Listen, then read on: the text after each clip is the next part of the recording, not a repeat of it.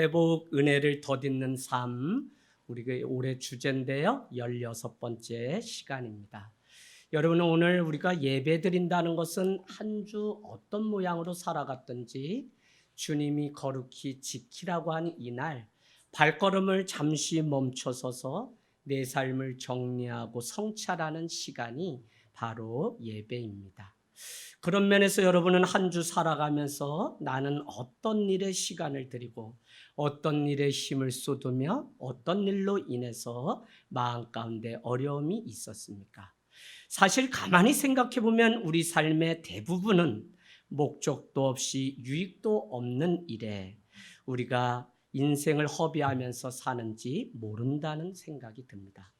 아무런 그 믿을 결과도 없는 일에 시간을 쏟고 때로는 분을 내면서 살아가는 것이죠. 그러나 여러분께 늘 말씀드린 것처럼 우리는 삶이라는 붓으로 인생 이야기책을 써가는 작가라는 사실을 놓치지 마십시오. 시대가 어두울수록 사람들은 아무 일 없었던 것처럼 그냥 코로나 이후를 다시 습관대로 살아가는 데 익숙하지만 우리는 산다는 것이 얼마나 소중한 것인지 주변에 코로나로 인해 많은 사람을 떠나보내면서 이 하루의 무게에 대해서 진지하게 생각해 봐야 됩니다. 어느 아침입니다. 밥을 먹다가 한 부부가 다툼이 생겼습니다. 남편이 밥을 먹다가 이렇게 얘기했다고 해요. 이게 찌개야 국이야 라고 말을 했다는 것입니다. 이쯤 되면 우리는 이제 그만 살게 되었구나 하고 다 예상을 할 수 있습니다. 사실 물을 빼면 찌개고 물을 더 넣으면 국인데 말입니다.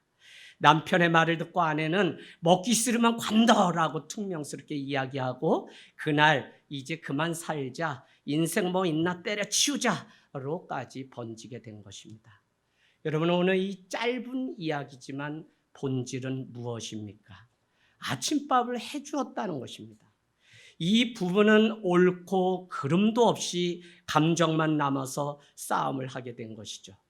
오늘날 우리가 살아가는 세상이 이렇다는 것입니다. 별로 얻을 것도 없는 일을 인생을 걸고 목숨을 걸면서 살아가는 것이죠. 나중에 생각하면 아무것도 아닌데 후회만 남을 일인데 그것을 못 참고 그렇게 살아가는 우리입니다. 다 마음을 지키지 못하는 까닭이고 무엇이 본질인지 놓치고 살아가고 있기 때문에 오늘 말씀 제목과 같이 본질이 회복되기 전에는 어떤 인생도 교회도 회복될 수 없다는 것입니다. 여러분, 오늘 우리가 읽은 말씀의 본문은 어떤 내용이죠? 예수님과 세례 요한은 동시대를 살아가면서 누구나 세례를 베풀었다는 것입니다.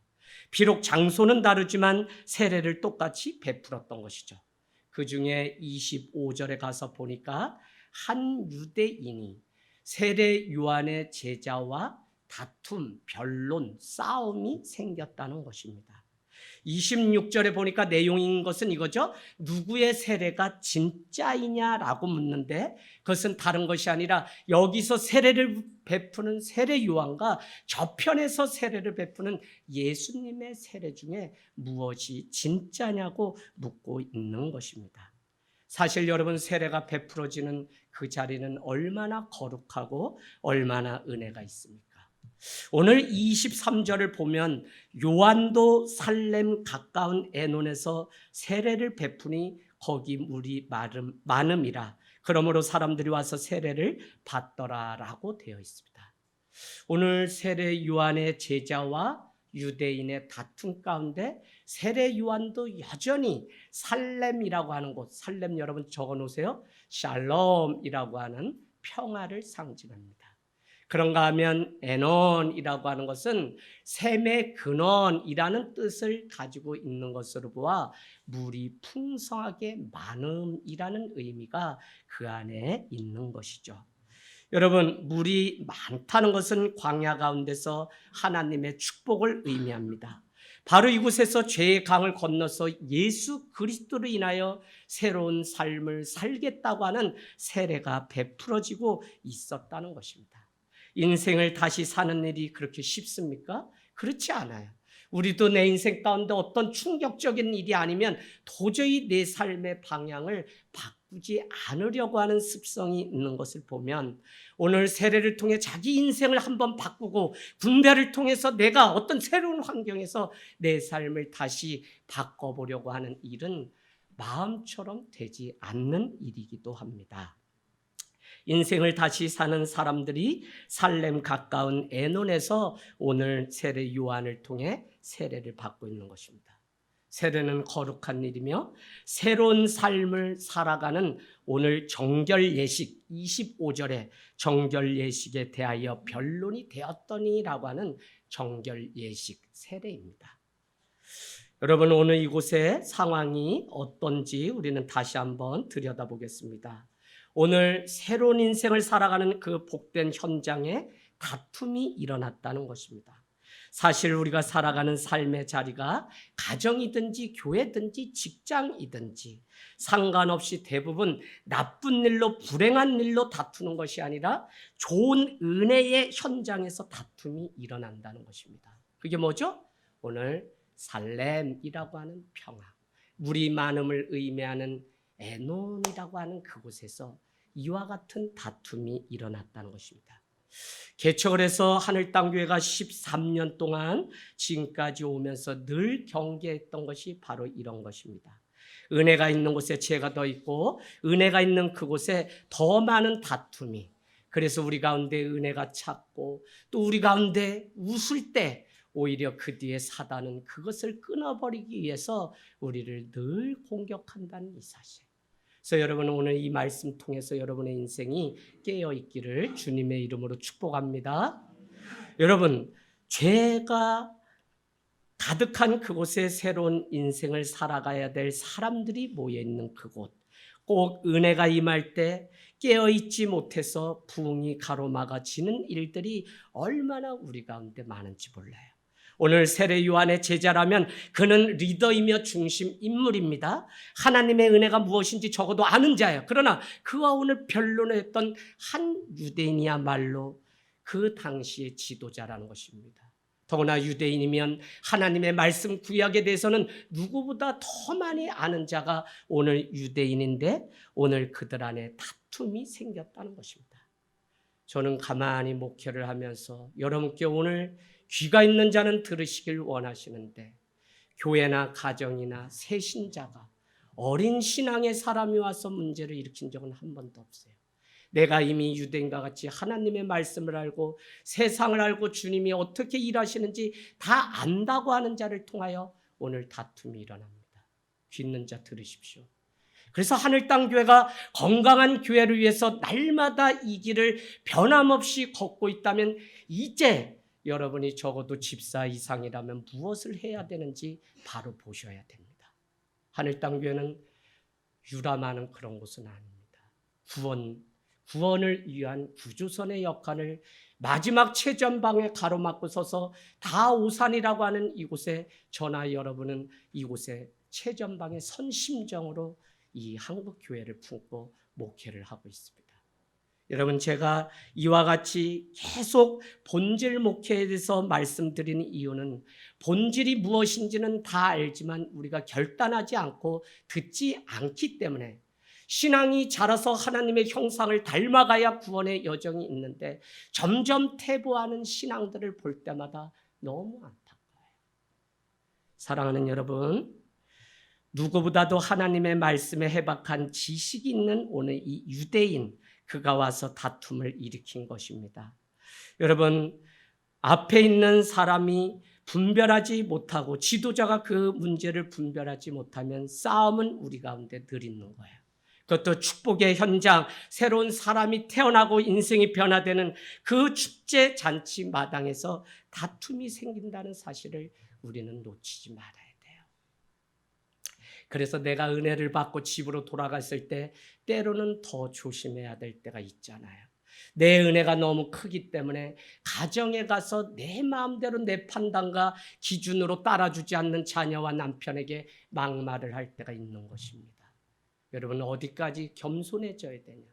나는 하나도 없고 오직 예수 그리스도의 은혜만 남을 때까지 우리는 죽고 또 죽어야 되는 자들입니다. 오늘 본문에 등장하는 본질이 무엇일까요? 본질이 무엇입니까? 오늘 본질은 딱 한 가지입니다. 세례입니다. 누가 하느냐가 중요한 것이 아니라 세례를 통해 새 사람이 되는 그 위대한 일, 그 세례가 본질이에요. 내가 죄인이라고 돌이키는 그 시간이 바로 세례잖아요. 그러면 세례는 감사의 시간이 되어야 되고, 오늘 유대인이 와서 누가 베풀었느냐 하느냐의 이 시비의 문제로 변론이라고 되어 있지만, 논쟁 같지만 사실은 이것은 분을 품고 싸움이라고 하는 단어로 옛날 성경 번역에 보면 되어 있습니다. 격한 분노가 일어나는 싸움의 자리, 요한의 제자들이 분노한 것이죠. 저쪽에 있는 사람들이 예수님께 세례를 받기 위하여 더 많이 간다는 것입니다. 저는 제가 강원도 횡성 안흥면 사람이기 때문에 한동안 지역 내에 안흥찐빵의 원주가 누구인지 대법원까지 가는 것을 보았습니다. 난전에 앉아서 정말 남편이 바람피고 뭐하고 다 그런 상황 가운데 애들 중학교라도 마치게 하려고 난전에 빵을 빚어서 팔던 그 일. 그래서 동네 사람들은 다 아는데 새로운 사람이 와서 내가 윗동네 마을에서 내가 먼저 빚었다 해서 대법원까지 가는 일들을 보았어요. 여러분, 많은 사람들의 관심은 누가 시작했냐, 누가 원조냐의 싸움을 가지고 살다 보면 본질이 무엇인지 모르고 그렇게 살아가게 된다는 것이죠. 사실 세례의 원조는 다른 사람 아니라 세례 요한이 맞습니다. 예수님도 사역을 위해 세례 요한에게 세례를 받고 그때 그의 일평생 십자가까지 감당할 수 있는 하늘의 음성이 들렸는데, 그것은 다른 것이 아니라 마가복음 1장에 보면 이렇게 되어 있죠. 이는 사랑하는 내 아들이라. 예수님은 세례 가운데 하늘로부터 들려오는 그 음성을 듣고 내가 누구인지를 정확히 알았기 때문에 그는 그의 삶을 주님을 위해서 십자가의 현장 가운데서도 내 뜻이 아니라 주님의 뜻이거든 이 잔을 마실 수 있게 해달라고 기도했다는 사실이에요. 어떻게 여러분 죽음이 기다리고 있는데 그 길을 갈 수 있나요? 그러나 그는 하나님이 나를 사랑한다고 하는 그 음성을 들었기 때문에 그 일을 할 수 있었다는 것이죠. 우리는 살아가면서 비교의식이라는 원죄를 버리지 못하면 죄에 빠져 살기 마련입니다. 그래서 그 비뚤어진 거울로 세상을 바라보고 나를 바라보기 때문에 한 번도 내가 누구인지, 어떻게 변화돼야 될 사람인지를 모른 채 교회를 드나든다는 것입니다. 이것을 분별하지 못하니 지금 무엇이 중요한지 모르게 되고, 우리 가정이 살고 직장이 살려면 내가 먼저 살아야 한다는 그 본질을 모르기 때문에 다른 것에 늘 바빠서 살아가는 현대인들이 얼마나 안타까운지 몰라요. 특별히 이 도시에 사는 사람들. 왜 여러분 일을 하다가 무엇 하려고 우리는 예수를 믿는 것입니까? 왜 일을 합니까? 만약 이것에 대한 대답을 오늘 하지 못한다면 여러분이야말로 본질을 놓치고 살아가는 자입니다. 한국교회 이미 망했어요, 여러분. 교회에게 소망이 있다는 말은 하지도 마세요. 내가 온전히 깨어서 정말 주의 제자 되어 그 길을 간다면 거기에 생명 있는 것이지, 십자가 불 밝히고 그냥 여기저기에 서 있는 그 교회 때문에 한국교회가 새로워질 일은 이제 없어요. 너무 많이 다른 길로 갔어요. 여러분, 헤로데게 가야 될 동방의 박사들은 예수님이 나신 그곳을 보고 헤로데게 간 것이 아니라 다른 길로 돌아갔다고 얘기합니다. 다른 길, 더 웨이, 예수의 길은 사실 우리가 주님 앞에 본질을 보지 못하면 갈 수 없어요. 다 그 길을 끝까지 완주하고 갈 것 같지만 이런저런 상황으로 우리는 주님이 나를 자녀 삼으시고 지금도 살려주신 이것이 하찮은 그냥 세상의 일일 뿐 너무 중요한 은혜를 놓치면서 살아간다는 것입니다. 여러분, 무엇을 하려고 예수를 믿고 왜 교회를 다니고 왜 일을 하고 있는 것이죠? 본질을 놓치면 누구든지 비본질에 목숨을 걸고 살기 마련입니다. 그래서 가정도 무너지고 교회도 무너졌습니다. 매일 비본질적인 것에 목숨을 걸고 살기 때문에 다투는 것입니다.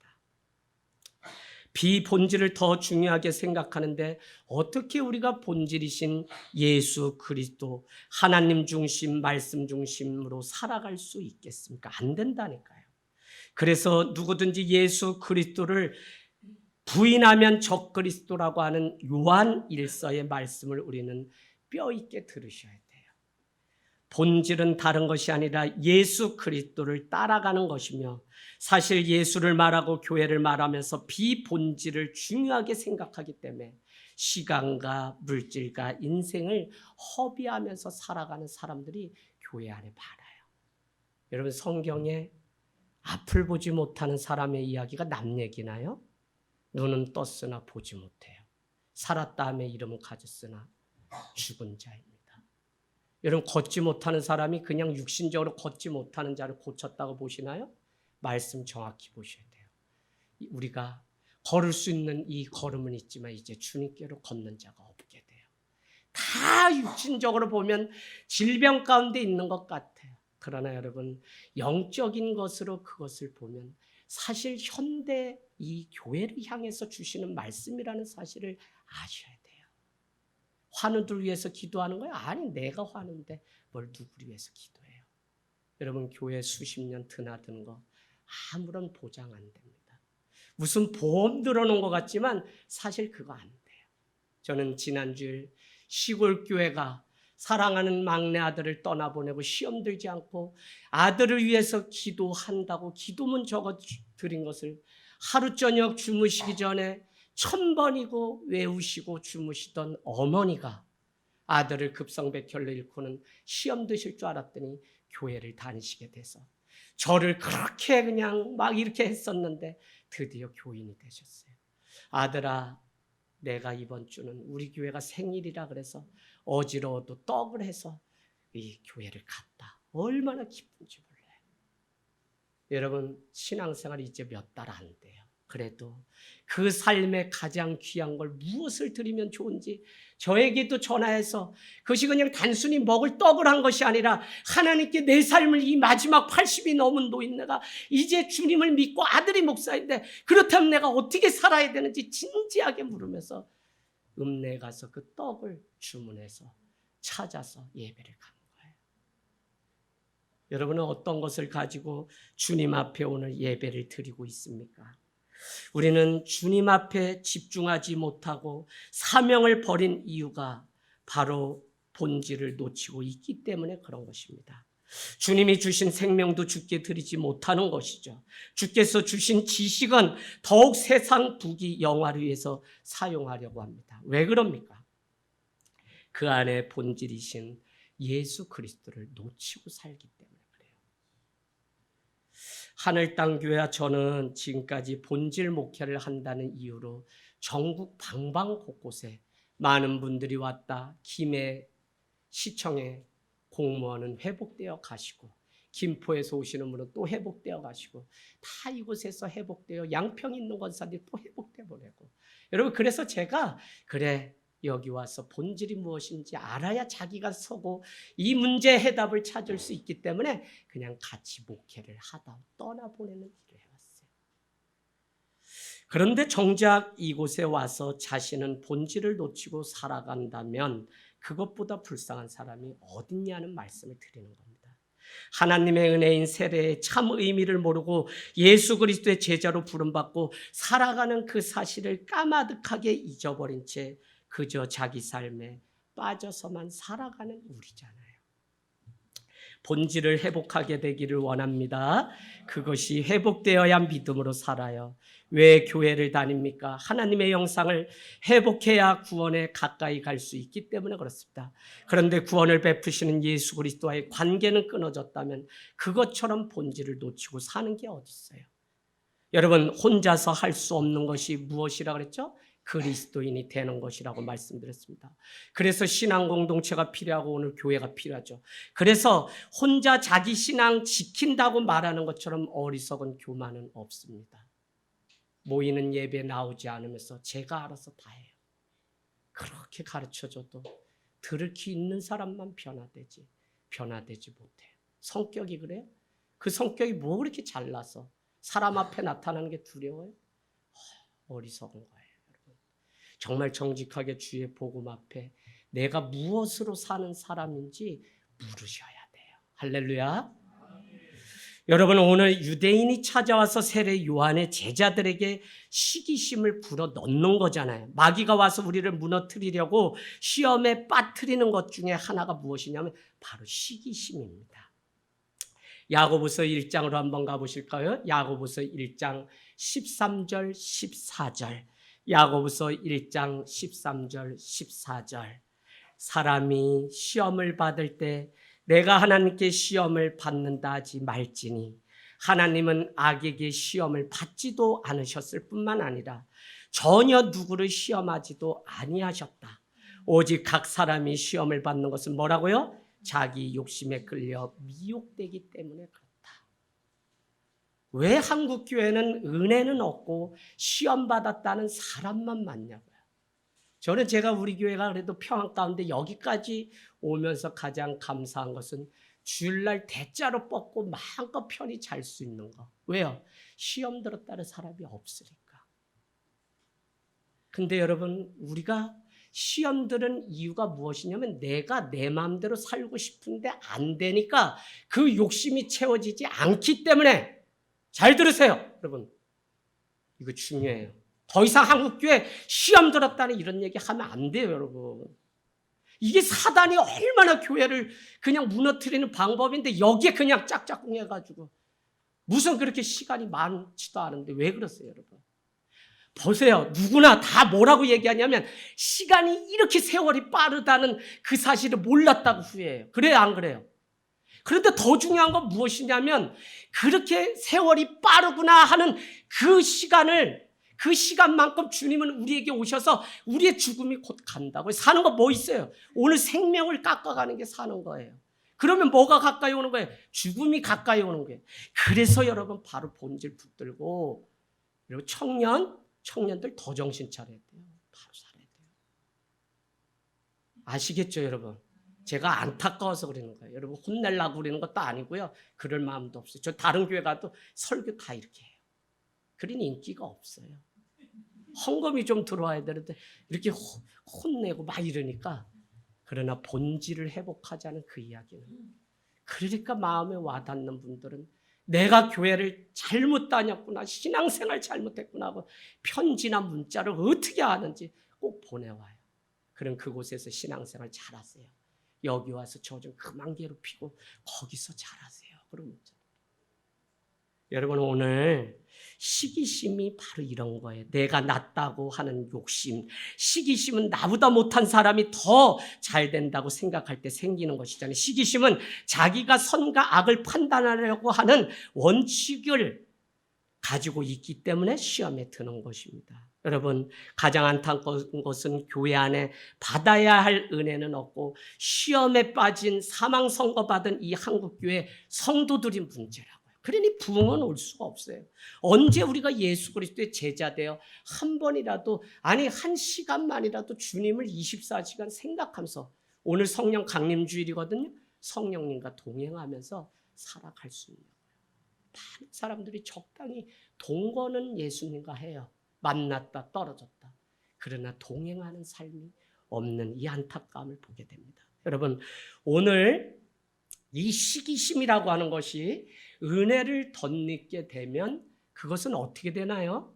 시기심이 무조건 나쁜 거나요? 시기심이 생기거든 하나님의 은혜 앞에 나와야 되는데, 그 이유는 뭐냐면 내가 은혜를 덧입게 되면 자기 발전의 기회도 돼요. 이상하게 옆에 집사님이 뭔 그 집은 왜 이렇게 잘 되는지 애 찌질인 줄 알고 지난번에 보니까 성적이 65점이라 그래가지고 아우 쟤네 집은 어떻게 살아 이런데 대학 가는 거 보니까 어디 서울로 갔다 그러니까 승질이 나요 안 나요? 아우 세상 사는 게 그렇게 공평하지가 않아요. 그래서 우리는 은혜를 덧입고 사는 게 중요한데, 그러니까 그냥 하늘 보고 매일 돈 뭐 이렇게 뭐 떨어지길 기다리라는 건 아니에요. 늘 우리가 헌신한 만큼 시편 128편 1절 2절 내 손이 수고한 대로 걷는 자가 복이 있다고 말씀해요. 수고하고 애쓰는 거에 합당한 열매를 맺는 게 복이지 축복이지 그냥 입만 벌렸더니 떨어졌다. 이거는 우리를 망하게 하는 거잖아요. 그래서 시기심은 무엇이냐? 하나님의 은혜 앞에 가지고 나오면 그것은 자기가 발전되고 자기 삶의 변화가 일어나고 자기 개발이 되는 기회이기도 해요. 왜? 나도 저 사람처럼 그렇게 살고 싶은 마음이 우리 안에 생기게 되니까. 그런데 이 시기심이 열등 의식을 만나게 되면 남하고 비교하게 돼요. 그래서 생긴 대로 살지 못해요. 여러분, 이주일 선생님이 뭘로 유명해졌어요? 못생겨서 미안합니다. 이거 하나로 스타된 거예요. 못생긴 거 알아요. 그러나 그것이 하나의 힘이 되어서 미안합니다. 그럴 때 다 뭐예요? 못생겨서 미안합니다. 그게 한때. 비교하지 않고 열등의식을 가지지 않으면 내 생긴 대로 그대로 살고 내 안에 있는 장점을 가지고 크게 볼 수 있는 눈이 있으면 나도 그 본질을 지키면서 살아갈 수 있다니까요. 그래서 우리는 작년에 자꾸 내 마음을 지키라. 무릇 지킬 만한 것보다 내 마음을 지키라. 생명이 이에서 남이니라. 잠언서 4장 23절 계속 마음에도 온도가 있고 속도가 있고 높이가 있고 다 그렇다는 말씀 드렸어요. 그러나 더 중요한 것은 우리의 마음에 하나님이 계시기 때문에 우리 마음에 하나님의 성전이 있기 때문에 천국이 여기 있다 저기 있다가 아니라 내 속에 있느니라 말씀하셨기 때문에 우리의 내면 하나님이 머무시는 이 마음이 잘 준비되지 않으면 우리는 날마다 흔들려. 하루에도 천 갈래 만 갈래 마음이 갈라져요. 근데 그 원인이 뭐냐면 본질이 어디 있는지 잘 모르기 때문에 자꾸 길을 놓치는 거예요. 여러분, 그래서 작년에 나눈 말씀 중에 이렇게 말씀드렸죠. 우리가 오늘 똑같은 말씀을 들어도 어떤 사람은 은혜가 되고 어떤 사람은 시험에 들 것입니다. 같은 성찬을 해도 분별하지 않고 먹는 자는 내 죄를 먹는 것이라 라고 얘기했던 자기를 살핀 후에 와서 먹으라고 하셨던 그것이 마음을 보라는 거예요. 기도, 헌신, 사역, 봉사 다 여러분 내 마음을 먼저 살피지 않고 오면 은혜가 될 수 없어요. 다 열등의식, 시기심에 우리가 빠져서 그렇게 살아간다는 것입니다. 저는 누군가 당신을 도와줬는데 알고 보니 그 사람도 어려움에 겪고 있는 와중에 도움을 준 거다. 그렇다면 그것은 도움을 준 것이 아니라 사랑이다라고 하는 문구가 그렇게 와닿아요. 저도 사실은 제가 뭐가 있어서가 아니라 작은 교회 월화 또 섬기기 위해 작은 교회 위에서 수련회를 가고 그동안 이 작은 교회 통해 47개의 교회가 개척된 그것은 그냥 10원도 아끼지 않고 매달 그랬더니 태국 갈 때 우리 노예에서 가서 선교사님 전달해 주라고 그 달러로 주셨는데 아무리 찾아도 없어. 아무리 찾아도. 그러다가 이유를 이번에 알았는데 그 달러를 내가 아무 생각 없이 우리 교회 헌금하면 넣어버려서 교회 재정부가 알려주는데 달러니까 어떻게 이걸 환산해야 될지 몰라서 집사님 한 분이 또 큰 맘 먹고 1달러가 1,300원이니까 13만 원으로 자기 돈으로 바꿔가지고 정리해서 근데 그 봉투를 찾으러 지금 계속 돌아다닌 거야. 근데 원인을 알게 되었어요. 살피지 않으면 여러분 이와 같은 일들이 선한 일이지만 계속적으로 우리 안에 일어나게 됩니다. 여러분 이와 같이 어려운데도 남을 돕는다면 그것은 사랑이다. 이 말의 의미를 우리는 기억하면서 살아가길 원합니다. 본질이 아닌 시기심의 인생을 걸면 인생 망칩니다. 그냥 내게 주님이 주신 은혜 안에 강건하게 사십시오. 사울과 다윗의 인생의 차이는 시기심으로 인해서 갈라진 것입니다. 시험이 찾아올 때 여인들이 블레셋을 이기고 돌아오는 다윗을 향하여 다윗은 만만히요 사울은 천천히다. 사울이 생각하기를 저가 받을 모든 것을 다 칭화하여 받았으니 이제 그가 얻을 것은 이 나라밖에 없구나. 그날 수금을 타고 있는 다윗을 향하여 활을 당겨 죽이려고 했던 사울 장인의 마음을 우리는 알고 있습니다.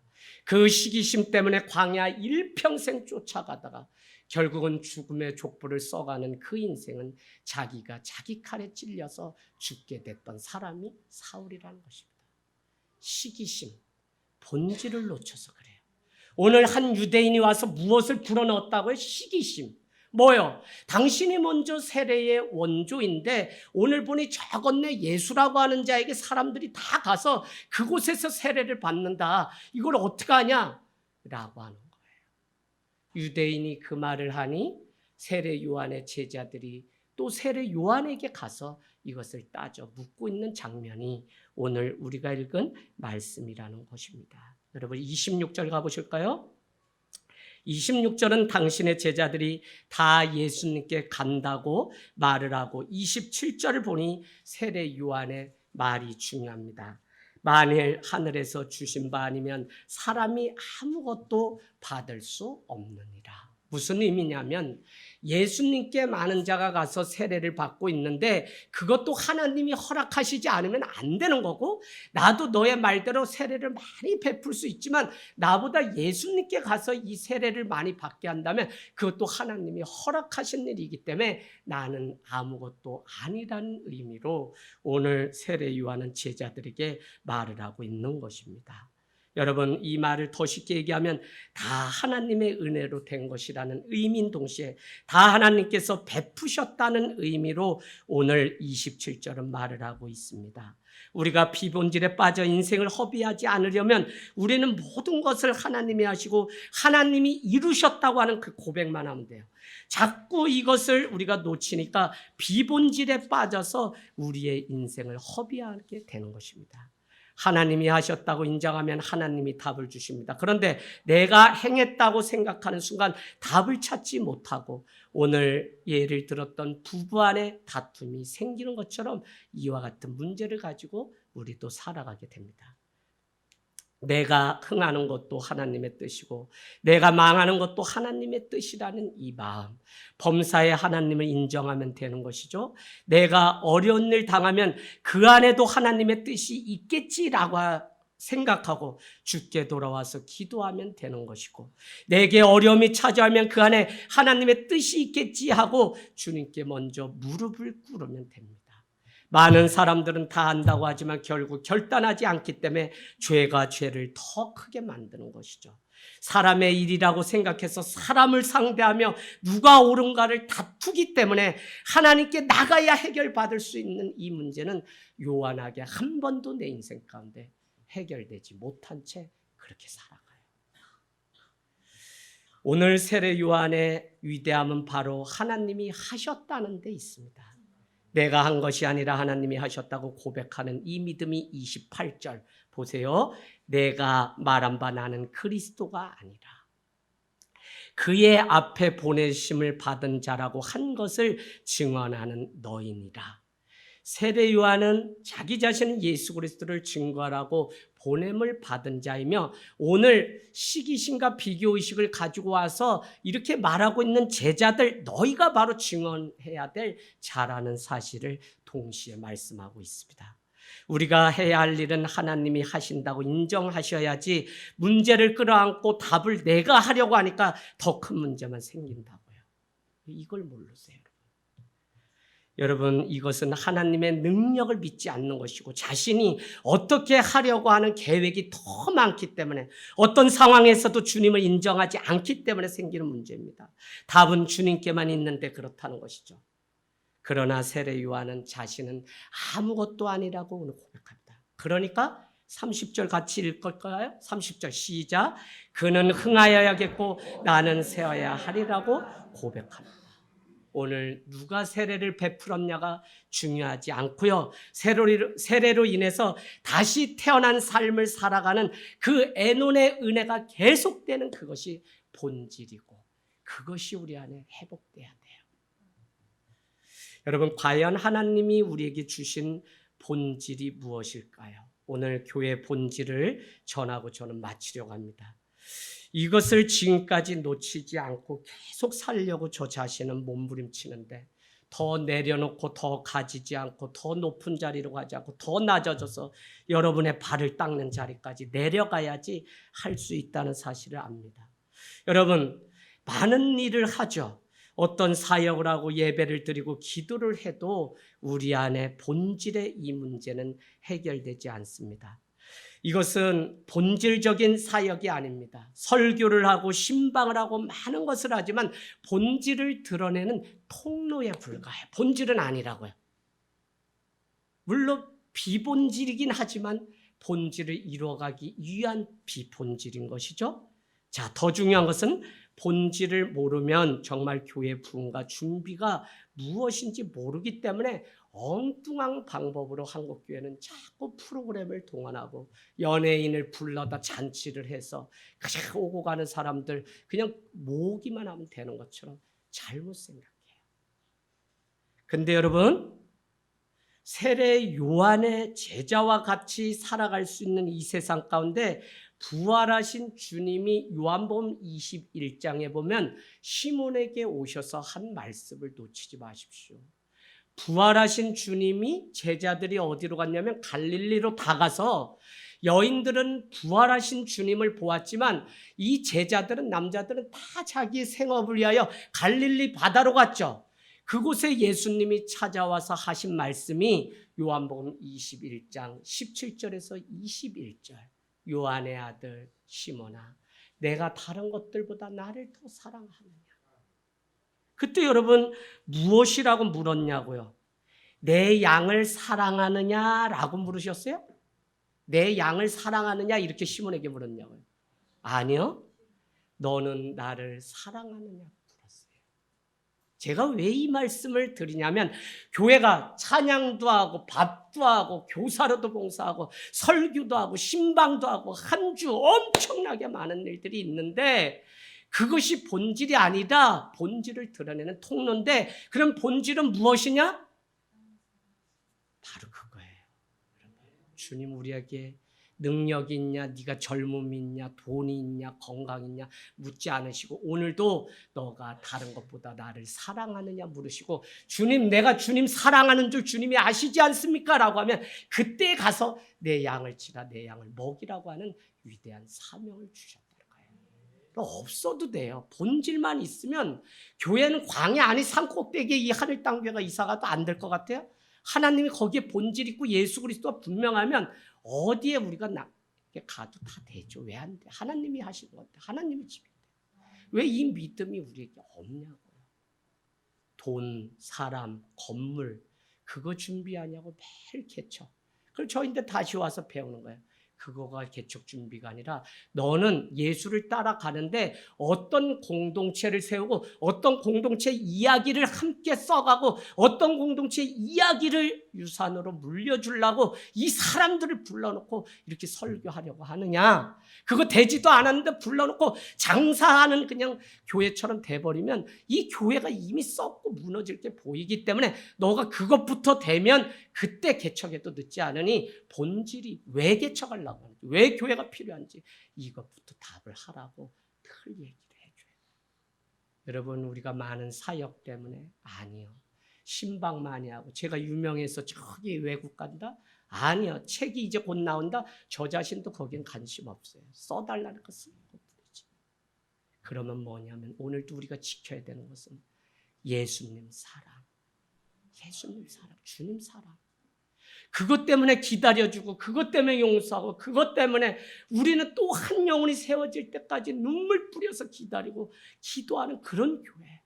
한 영혼이 오늘 살아나서 병상에서 일어나서 주께로 돌아와서 이곳에서 함께 예배하기를 기다리는 그 사랑 때문에 우리가 오늘 모이고 기도하는 것이지 나만 그냥 잘 되면 좋으면 이 땅에서 그냥 보약 먹고 뱀 먹고 뱀장어 먹고 꿀 먹고 뭐 먹으면 되는 거지 뭐 걱정이 있어요. 근데 그게 아니잖아요. 그래서 여러분 오늘 우리가 이 본질을 잘 지켜서 주님 앞에 돌아가기를 원합니다. 내가 본질 가운데 온전히 서야만 다른 사람을 세울 수 있고 내가 너에게 분부한 모든 것을 가르쳐 지키게 하라는 것이 마태복음 28장 우리에게 주신 명령입니다. 내가 너에게 가르쳐 지키게 한 것을 다른 사람에게 가르쳐 지키게 하는 게 그게 제자 훈련이고 그게 선교고 그게 전도예요. 그리고 그 일이 먼저 되려면 내가 먼저 본질이 무엇인지를 알고 내 자리부터 천천히 오늘 무엇에 내 힘과 에너지를 쏟아야 되는지 우리는 알 수 있습니다. 저는 많은 사람들이 속는 것 중에 하나가 이거죠. 오늘 가만히 내 삶을 뒤돌아보니 이렇게 다 고백한다는 거죠. 와, 진짜 시간 엄청 빠르네. 하지만 기억해야 될 것이 무엇이냐면 그 느낌 그대로 죽음을 우리는 맞이하는 존재예요. 그때는 늦어요. 지금 그리스도인답게 살지 않으면 그땐 늦어요. 부디 세상 가운데 살든지 죽든지 예수로만 살아가는 저희의 삶이 되기를 주님의 이름으로 축복합니다. 아멘.